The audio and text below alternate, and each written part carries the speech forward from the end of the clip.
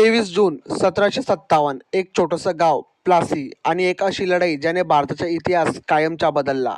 ही गोष्ट आहे प्लासीच्या युद्धाची, जिथे फक्त तलवारींची टक्कर नव्हती तर चालली होती राजकारण, लालच आणि विश्वासघाताची घातक खेळी.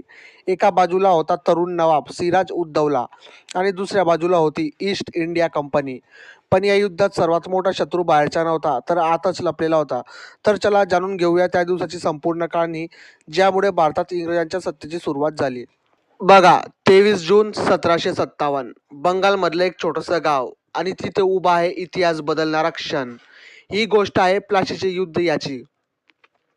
बंगालचा तरुण नवाब सिराज उद दौला तो रागात होता, खूप रागात. कारण इंग्रजांची ईस्ट इंडिया कंपनी हळूहळू व्यापारापासून शासक बनत होती. किल्ले बांधणं, करणं भरणं आणि सत्ता वाढवणं. सिराजने ठरवलं, आता बस, इंग्रजांना थांबवायचं. नवाबने थेट हल्ला केला. फोर्ट विल्यम हा किल्ला जिंकला आणि इंग्रज हादरले आणि त्यांनी पाठवला त्यांचा सगळ्यात धोकादायक खेळाडू.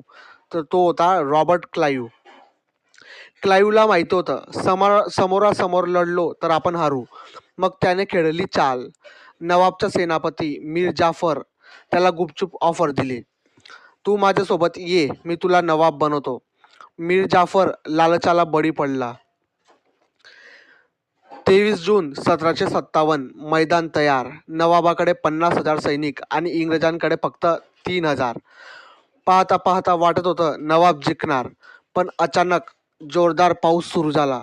नवाबाचं बारूद ओलं झालं. इंग्रजांनी बारूद वाचवलं. युद्ध सुरू झालं. पण मीर जाफर काय करतोय? काहीच नाही. तो फक्त बघत उभा आहे. म्हणजेच त्याने धोका दिला. नवाब एकटा पडला. इंग्रजांनी जोरदार हल्ला केला. सिराज उद दौला हरला. नंतर त्याला पकडून मारलं गेलं.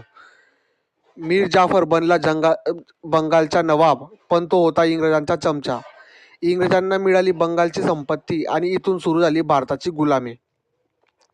तर मित्रांनो, प्लासीचे युद्ध आपल्याला एकच गोष्ट शिकवतं, शत्रू बाहेरचा नाही, आतला असतो. जर मीर जाफरने धोका दिला नसता तर कदाचित आज भारताचा इतिहास वेगळा असता.